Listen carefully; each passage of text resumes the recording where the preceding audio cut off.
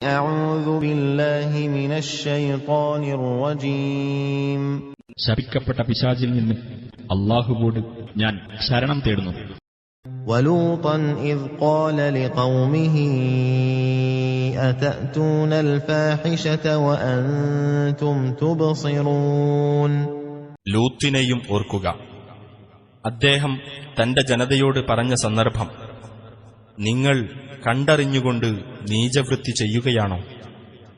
أئنكم لتأتون الرجال شهوة من دون النساء بل أنتم قوم تجهلون. നിങ്ങൾ കാമനിവൃത്തിക്കായി സ്ത്രീകളെ വിട്ട് പുരുഷന്മാരുടെ അടുക്കൽ ചെല്ലുകയാണോ?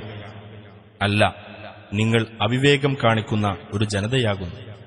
فما كان جواب قومه إلا أن قالوا أخرجوا آل لوط من قريتكم إنهم أناس يتطهرون.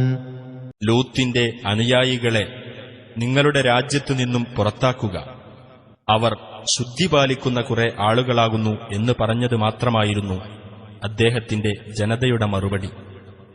فأنجيناه وأهله إلا امرأته قدرناها من الغابرين. അപ്പോൾ അദ്ദേഹത്തെയും അദ്ദേഹത്തിന്റെ ആളുകളെയും നാം രക്ഷപ്പെടുത്തി, അദ്ദേഹത്തിന്റെ ഭാര്യ ഒഴികെ. പിന്മാറി നിന്നവരുടെ കൂട്ടത്തിലാണ് നാം അവളെ കണക്കാക്കിയത്. وأمطرنا عليهم مطرا فساء مطر المنذرين. അവരുടെ മേൽ നാം ഒരു മഴ വർഷിക്കുകയും ചെയ്തു.